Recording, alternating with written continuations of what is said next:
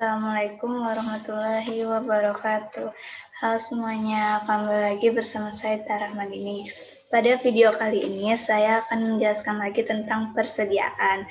Pada video part 3 ini saya akan menjelaskan tentang analisa yang berhubungan dengan persediaan. Analisa yang berhubungan dengan persediaan itu terdapat dua. Sebelumnya saya akan menjelaskan dulu tentang manajemen persediaan. Manajemen persediaan adalah bagaimana kita memanage persediaan kita. Memanage persediaan kita itu bagaikan memegang dua sisi mata pisau yang sama-sama tajam. Yang pertama, jika kita memanage persediaan kita pada tingkat level yang tinggi, maka kita akan mendapatkan risiko yang pertama, yaitu jika barang tidak laku, maka akan banyak persediaan yang kadaluarsa, dan kita juga membutuhkan tempat penyimpanan yang besar dan juga membutuhkan investasi yang besar. Tetapi juga terdapat keunggulannya, yaitu jika terjadi pesanan yang besar-besaran, kita ada stok dan tidak akan mengecewakan pelanggan. Yang kedua, yaitu jika kita memanage tingkat persediaan kita pada level yang rendah, maka kita akan mendapatkan keunggulan, yaitu kita tidak perlu khawatir jika banyak barang yang kadaluarsa, dan kita juga tidak perlu tidak membutuhkan tempat penyimpanan yang besar dan investasi yang besar. Tapi kerugiannya yaitu jika kita mendapatkan pesanan yang besar-besaran, kita tidak mempunyai stok dan kita akan mengecewakan pelanggan. Rasio yang berhubungan dengan persediaan. Terdapat dua rasio yang berhubungan dengan persediaan. Yang pertama yaitu inventory turnover atau rasio perputaran persediaan. Rasio perputaran persediaan yaitu rasio yang mengukur secara rata-rata berapa kali dalam satu tahun persediaan itu dapat terjual. Rumusnya yaitu COGS dibagi dengan rata-rata persediaan. Rata-rata persediaan didapat dengan persediaan awal ditambah persediaan akhir dibagi dengan 2. Yang kedua yaitu days in inventory atau rata-rata umur persediaan. Rata-rata rasio ini digunakan untuk mengukur secara rata-rata berapa hari persediaan itu dapat terjual. Rumusnya yaitu days in year 365 dibagi dengan inventory turnover. Pada inventory turnover, rasio yang paling bagus yaitu rasio yang nilainya paling tinggi. Pada rasio day in inventory, rasio yang paling bagus yaitu yang harinya paling singkat. Kemudian saya akan menjelaskan tentang menghitung persediaan berdasarkan metode estimasi. Yang pertama yaitu dengan menggunakan gross profit method atau metode laba kotor. Metode laba kotor digunakan untuk mengestimasi persediaan barang dagangan yang terbakar, karena kita tidak mungkin menghitung secara fisik karena barang telah terbakar dan telah menjadi abu. Untuk menghitung ending inventory yang diestimasi terdapat dua langkah. Yang pertama kita menghitung dulu HPP yang diestimasi. HPP yang diestimasi didapat dengan cara penjualan bersih dikurangi dengan estimasi laba kotor. Yang kemudian kita menghitung ending inventory yang diestimasi. Ending inventory yang diestimasi dapat dengan cost of good available for sale dikurangi dengan harga HPP yang diestimasi. Yang kedua yaitu metode harga eceran. Metode harga eceran digunakan untuk perusahaan retail yang memiliki banyak jenis persediaan, misalnya seperti Indomaret atau Alfamart, karena mereka tidak mungkin menghitung persediaan barang dagangan dengan menghitung perhitungan fisik. Terdapat 3 langkah untuk menghitung ending inventory yang diestimasi.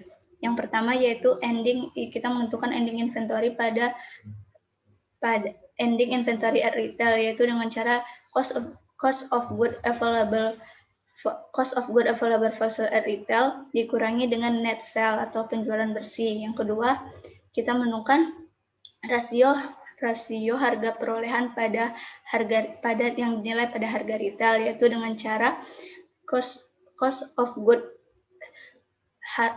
available for sale pada harga perolehan dibagi dengan cost good available for sale pada harga retail. Yang terakhir kita menghitung ending inventory yang diestimasi, yaitu dengan cara ending inventory pada harga retail dikalikan dengan rasio harga perolehan pada harga retail. Baiklah, kita langsung saja ke contoh soal.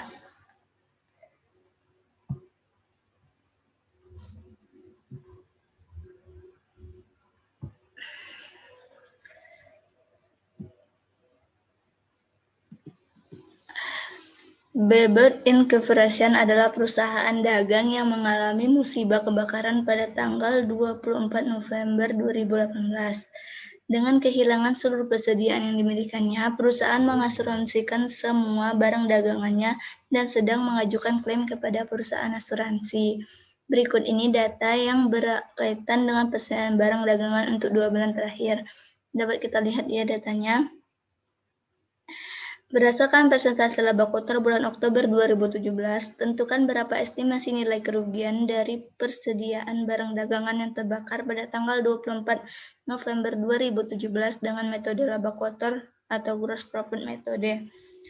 Yang pertama, kita menentukan pembelian bersih selama bulan Oktober, yaitu pembelian 55.000 ditambah dengan biaya angkut pembelian 2.000 dan dikurangi retur pembelian dan potongan pembelian. Retur pembelian sebesar 4.000 dan potongan pembelian 3.000, maka pembelian bersih sebesar 50.000.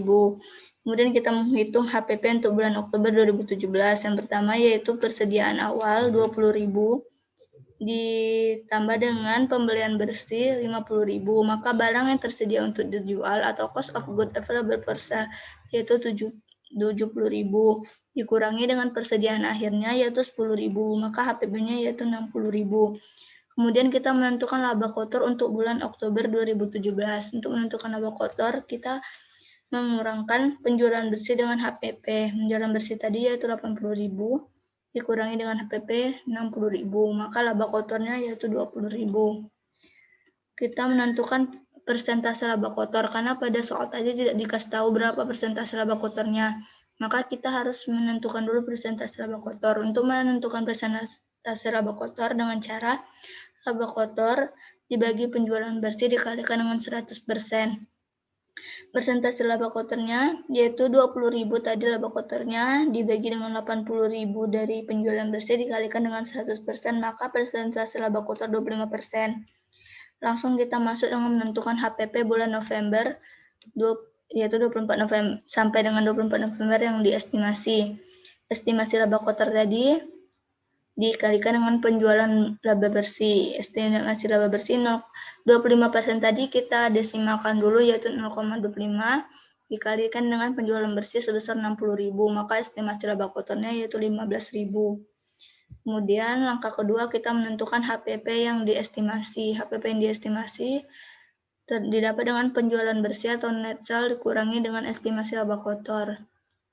Net sale tadi 60.000 dikurangi estimasi laba kotor 15.000, maka HPP yang diestimasi 45.000. Langsung kita masuk yang terakhir, menentukan persediaan akhir yang diestimasi. Persediaan awal sebesar 10.000, pembelian bersih yaitu yang didapat tadi dari pembelian 65.000 ditambah dengan biaya angkut dikurangi retur pembelian, karena tadi nggak ada diskon pembelian, maka kita tidak usah masukin diskon.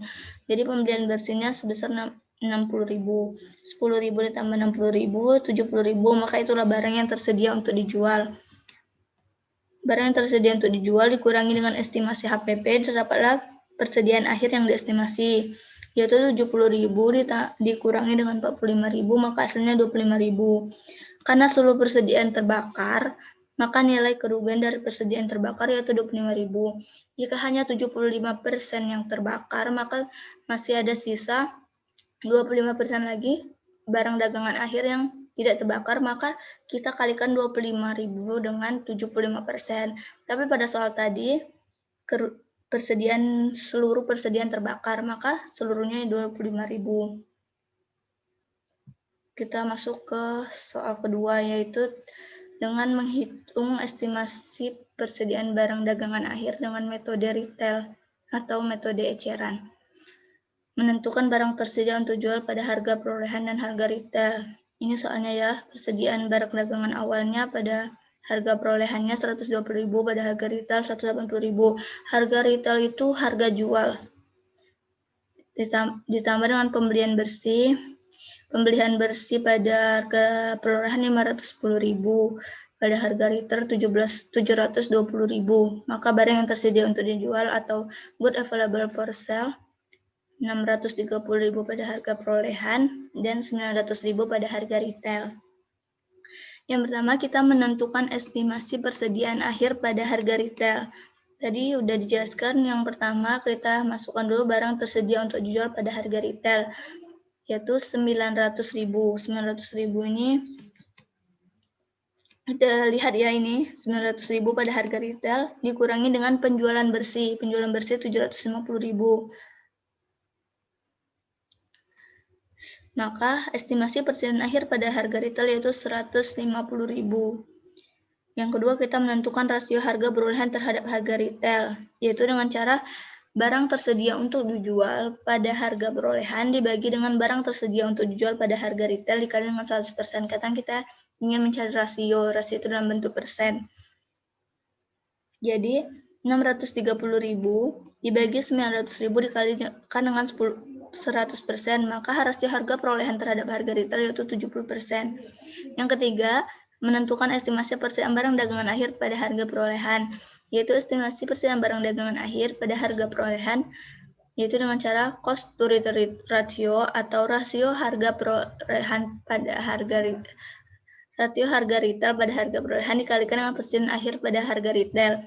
Estimasi persediaan barang dagangan akhir pada harga perolehan yaitu 70%, rasio harga terhadap harga retail dikalikan dengan 150.000 dari persediaan akhir pada harga retail.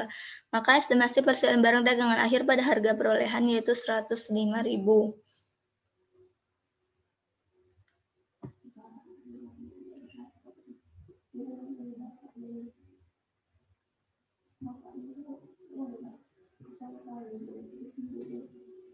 Baiklah, itulah yang dapat saya jelaskan pada materi persediaan kali ini. Nanti kembali lagi dengan saya di video selanjutnya. Wassalamualaikum warahmatullahi wabarakatuh.